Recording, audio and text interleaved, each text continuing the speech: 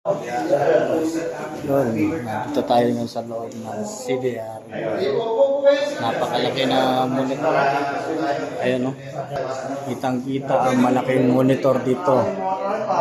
Ayan ang nagsisiping monitor sa Davao City at sa mga yan o, yung mga tawag nito, yung sa mga ilog, ayan, yung mga sapa. Ayan o. Mga banateros siguro ito sa'yo, Mr. Pico Martinez is one of the operations and operation center staff.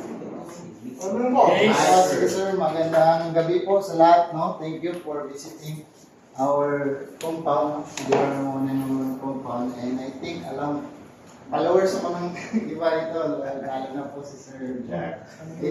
Okay, so discuss ko lang po ng konti. Actually, mataas-taas din kung i-discuss po natin yung PowerPoint. Discuss ko lang yung overall operation, no, ng opisina namin. So, if may hindi po kayo naiintindihan, no, ang Davao Central Linonon or CDR, marami po kami. No, marami po kaming division. So isa po ang Operation and Warning Division na may iba rin kaming task. Okay? So, andito po kayo ngayon sa CDR Operation where all the augmentation, monitoring, seismological, and meteorological monitoring nangyayari po dito.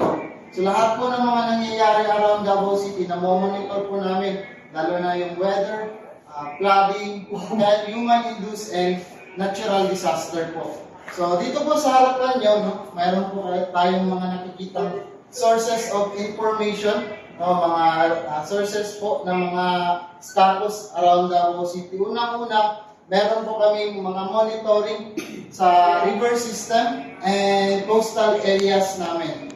So dito po sa Davao City po is meron po siya 6 na malalaking ilog.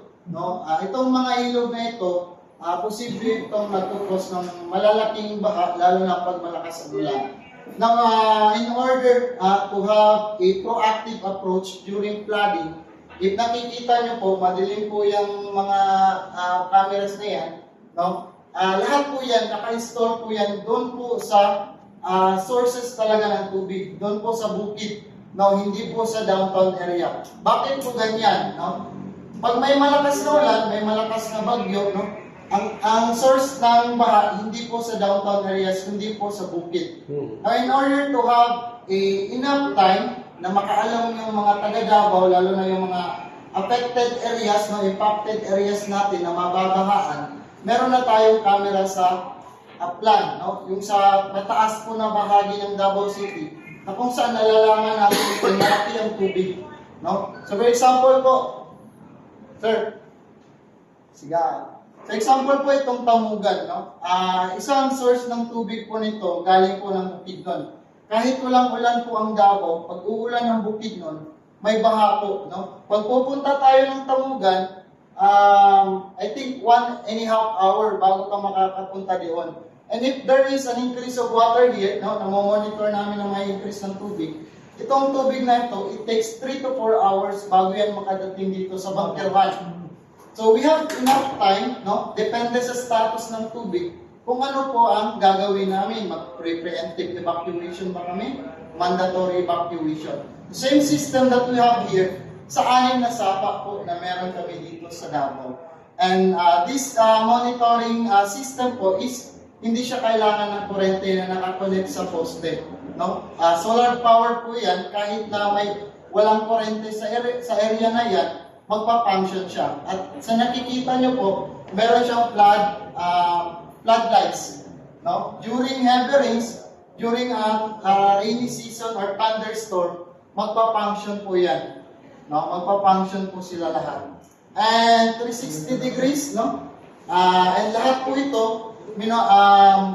automated lang po and remotely controlled dyan lang po sa loob. No? And 24/7 working po ito. So, itong opisina na ito, hindi po ito nawawala ng tao. Okay? So, isa ito sa trabaho ko. Then, we have also the monitoring po sa coastal areas. No? Na nalalaman namin kung anong status ng dagat. Kasi ang nangyayari dati, nagre-rely pa tayo sa pre-books. No? kung anong status ng dagat, lalo na pag may tsunami alert. So nagre-rely po tayo with Prebos kung anong status ng dagat natin. Now, in order to have a real time, maka-update kami sa taga Davao, lalo na kung may tsunami alert, we have this monitoring system na automatic nila-live namin sa FB, sa social media namin, sinishare namin sa mga FB page namin to have a real-time update kung anong status ng dagat. So example po yan yung may tsunami alert po, no? Na may lindol ang Russia. Now, meron kaming kasali po ang Davao sa tsunami alert na yun. Now, in order to